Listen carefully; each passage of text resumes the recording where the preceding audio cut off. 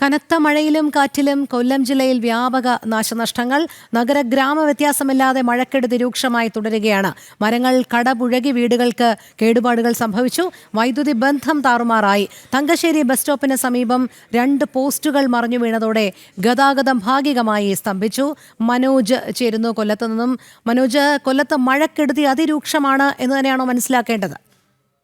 രോഹിണി, കഴിഞ്ഞ ദിവസം പെയ്ത മഴയിലും കനത്ത കാറ്റിലും വലിയ നാശനഷ്ടം തന്നെയാണ് ഉണ്ടായിട്ടുള്ളത്. നഗരഭാഗങ്ങളിലും അതോടൊപ്പം തന്നെ ഈ ഗ്രാമപ്രദേശങ്ങളിലുമൊക്കെ ഇത്തരത്തിൽ നാശനഷ്ടങ്ങൾ ഉണ്ടായിട്ടുണ്ട്.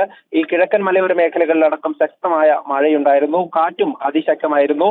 ഈ അഞ്ചൽ ആലഞ്ചേരി പാണയത്ത് ഈ കൂറ്റൻ തേക്കുമരമാണ് ഈ കടപുഴകി വീണത്. സമീപത്തെ മതിലും ഗേറ്റും തകരുന്ന ഒരു സാഹചര്യം ഉണ്ടായി. ഈ ഇലക്ട്രിക് പോസ്റ്റുകളും ലൈനുകളും ഒക്കെ തകർന്ന് റോഡിലേക്ക് വീഴുന്ന ഒരു സാഹചര്യം.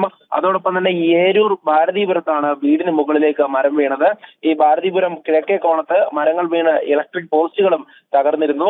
പഴയേരൂർ മൂർത്തികാവിന് ക്ഷേത്രത്തിന് മുകളിലൂടെയും ഈ മരം വീണ് മേൽക്കൂര തകർന്നിട്ടുണ്ട്. അതോടൊപ്പം തന്നെ ഈ കൊട്ടാരക്കര വെട്ടിക്കവല മഹാദേവ ക്ഷേത്രത്തിലും ഇത്തരത്തിൽ ആൽമരം കടപുഴകി വീണ് അവിടെ ഉണ്ടായിരുന്ന 4 കെട്ടിന് കേടുപാടുകൾ സംഭവിച്ചു.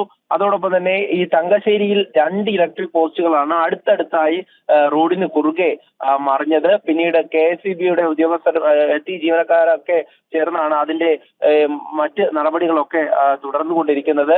ഈ സ്ഥലത്ത് വൈദ്യുതി ബന്ധവും നിലച്ചിരിക്കുകയാണ്. പല മേഖലയിലും വൈദ്യുതി ബന്ധം നിലച്ചിരിക്കുന്നു. കൊട്ടാരക്കര ഭാഗത്തൊക്കെ തന്നെ വീടുകൾക്ക് മുകളിലേക്ക് മരങ്ങൾ വീണിട്ടുണ്ട്. അതോടൊപ്പം തന്നെ അഞ്ചലിലും വലിയ നാശനഷ്ടങ്ങൾ സംഭവിച്ചിട്ടുണ്ട്. റോഡിൽ നിന്നിരുന്ന ബോർഡുകളൊക്കെ തന്നെ, അതായത് ചെറിയ ചെറിയ ബോർഡുകളെല്ലാം തന്നെ കാറ്റത്ത് മറിഞ്ഞു വീഴുന്ന ഒരു സാഹചര്യം ഉണ്ടായി. അതോടൊപ്പം കടപ്പാക്കട, അതായത് നഗരത്തിൽ തന്നെയാണ്, കടപ്പാക്കടയിൽ അടക്കം മരങ്ങൾ വീഴുന്ന സാഹചര്യം ഉണ്ടായി. ഇന്ന് ചന്ത ഉള്ളതിനാൽ, അതായത് ഈ മാർക്കറ്റിനുള്ളിൽ നിന്ന ഒരു മരമാണ് വീണത്.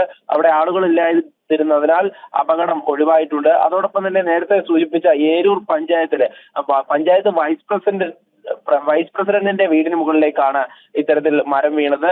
ഈ വീട്ടു സാധനങ്ങൾ അടക്കം നശിച്ചു. എന്തായാലും ഫയർഫോഴ്സും അതോടൊപ്പം തന്നെ അനുബന്ധ ഉദ്യോഗസ്ഥരൊക്കെ ഈ ഒരു മഴക്കെടുതിയുമായി ബന്ധപ്പെട്ട് ഈ മരങ്ങൾ വീണിട്ടുണ്ടോ അല്ലെങ്കിൽ ഇത്തരത്തിലുള്ള അപകടങ്ങൾ സംഭവിച്ചിട്ടുണ്ടെങ്കിൽ അതൊക്കെ തന്നെ മറ്റ് നടപടികൾക്കായി സജീവമാണെന്നാണ് അറിയിച്ചിട്ടുള്ളത്. എന്തായാലും ഓരോ ഭാഗങ്ങളിൽ നിന്നും ഇത്തരത്തിലുള്ള വിവരങ്ങൾ ലഭിക്കുന്നുണ്ട്. നിലവിൽ മഴയ്ക്ക് ചെറിയ ശമനമുണ്ടെങ്കിലും ഇടയ്ക്ക് ശക്തമായിട്ടുള്ള മഴ തന്നെയാണ് പെയ്യുന്നത്. അതോടൊപ്പം തന്നെ കാറ്റും വളരെയധികം വേഗതയിൽ വീശുന്ന ഒരു സാഹചര്യം ഉണ്ടായി. കഴിഞ്ഞ ദിവസം രാത്രിയോടെ വീശിയ കാറ്റിലാണ് കൂടുതൽ നാശനഷ്ടങ്ങൾ സംഭവിച്ചിട്ടുള്ളത്. ഈ കിഴക്കൻ മേഖലയിലൊക്കെ ഈ കൃഷി നാശം സംഭവിക്കുന്നതായും വിവരമുണ്ട്. അതായത് ഈ കാറ്റിൽ വാഴകളൊക്കെ ഒടിഞ്ഞു വീഴുന്ന സാഹചര്യവും അതോടൊപ്പം തന്നെ പ്രധാനമായും ഇലക്ട്രിക് പോസ്റ്റുകളാണ് റോഡിന് കുറുകെ വീഴുന്നത്. അത് വലിയ തരത്തിലുള്ള അപകടത്തിലേക്ക് വഴിവെച്ചേക്കാം. അതുകൊണ്ട് തന്നെ KSEBയുടെ ഭാഗത്തു നിന്നും കൃത്യമായിട്ടുള്ള നിർദ്ദേശം ജനങ്ങൾക്ക് നൽകുന്നുണ്ട്. പോസ്റ്റ് മറിഞ്ഞു വീണ് കഴിഞ്ഞാൽ അല്ലെങ്കിൽ ഈ ലൈൻ ഒക്കെ റോഡിൽ കിടന്നു കഴിഞ്ഞാൽ അങ്ങോട്ടേക്ക് പോകരുത്, അത് തുടരുത് എന്നുള്ള നിർദ്ദേശം നൽകിയിട്ടുണ്ട്.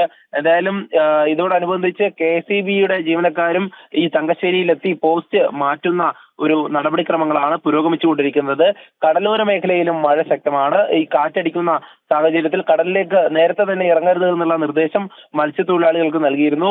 അതുകൊണ്ട് തന്നെ മത്സ്യത്തൊഴിലാളികളും വലിയ ബുദ്ധിമുട്ടിലാണ്.